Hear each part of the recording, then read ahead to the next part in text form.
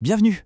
Aujourd'hui, on va enfiler notre casquette de détective et apprendre à décrypter les textes historiques. Alors, préparons-nous à chercher des indices, à interroger des témoins et à résoudre une affaire, celle du passé. On a souvent cette image, l'histoire, ce serait juste une longue chronologie d'événements, une collection de dates et de noms à mémoriser, une sorte de vérité gravée dans le marbre. Mais est-ce que c'est vraiment aussi simple que ça? Et si on voyait les choses autrement?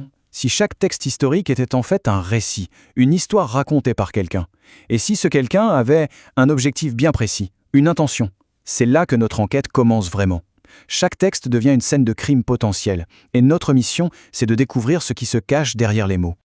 Bon, allons-y. Pour résoudre notre affaire, la première chose à faire, c'est de bien comprendre la nature des preuves qu'on a sous les yeux. Au fond, c'est quoi un texte historique?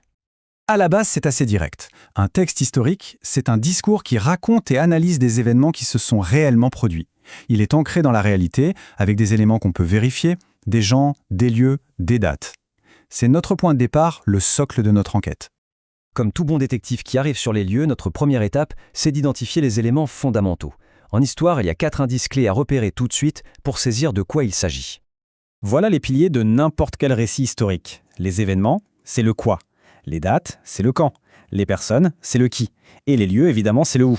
Une fois qu'on a identifié ces 4 éléments, on a posé les faits de base de notre affaire. C'est la première couche, le b.a.-ba de l'enquête.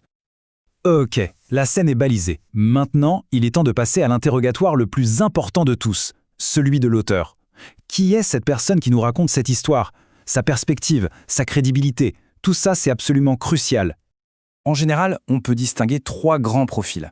D'abord, il y a l'historien. Son travail repose sur la recherche, la comparaison de multiples sources. Puis, le journaliste, qui rapporte les faits, souvent pour les rendre plus accessibles. Et enfin, le témoin, celui qui a été là, qui a vécu les événements de l'intérieur.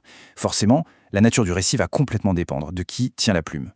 Là, la différence de point de vue est flagrante. D'un côté, l'historien essaie de s'effacer pour donner une vue d'ensemble, un peu comme une caméra de surveillance qui enregistre toute la scène. De l'autre, le témoin nous plonge au cœur de l'action, avec son je, son nous. C'est comme une caméra embarquée. On vit l'événement à travers ses yeux. Passons maintenant à l'analyse des preuves matérielles, les mots eux-mêmes. Chaque auteur laisse derrière lui ce qu'on pourrait appeler des empreintes linguistiques. Elles trahissent ses techniques, ses intentions. C'est un peu l'analyse scientifique de notre enquête. Ça, c'est un outil très puissant. Quand un auteur utilise le présent pour parler d'événements passés, ce n'est pas une faute de grammaire, non. C'est une technique volontaire pour nous faire revivre la scène, pour la rendre plus intense, plus réelle. C'est une façon de jouer avec notre perception du temps. C'est ici qu'on cherche l'ADN de l'auteur. Soyons clairs, l'objectivité pure, c'est presque un mythe. La subjectivité, c'est la trace de l'opinion, du sentiment, du jugement de celui qui écrit. Et un bon détective doit savoir la repérer, même quand elle est très bien dissimulée. Le choix des mots n'est jamais innocent. Regardez bien. Est-ce qu'on parle d'une répression ou d'une libération? Pour un seul et même événement, ça change absolument tout. Employer des mots comme massacre ou barbarie, c'est clairement péjoratif. À l'inverse, qualifier une action d'héroïque ou de courageuse, c'est amélioratif. Ces mots, ce sont des indices majeurs sur la position de l'auteur. Ils nous disent de quel côté il penche. On a les faits, on a le témoin, on a les empreintes. Il ne nous reste plus qu'à trouver le mobile. Pourquoi ce texte a-t-il été écrit?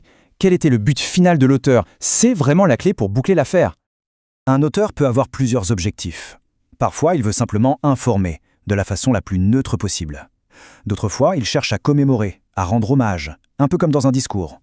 Il peut aussi vouloir dénoncer une injustice, presque comme un réquisitoire, ou bien analyser les causes et les conséquences d'un événement. Et enfin, il peut tout simplement vouloir témoigner, pour que l'on n'oublie pas. Donc ce qu'il faut retenir, c'est que derrière chaque récit du passé, il y a une intention, un mobile, et comprendre ce mobile, ça nous permet de lire entre les lignes, de saisir le message véritable du texte, bien au-delà de la simple liste d'événements. Alors voilà, l'enquête est terminée pour aujourd'hui. Mais en réalité, elle ne fait que commencer. La prochaine fois qu'un texte sur le passé nous tombera sous la main, la question ne sera plus seulement « que s'est-il passé ?», mais bien « qui raconte ? Comment ? Et surtout, pourquoi ?» Alors, quels indices cherchera-t-on en premier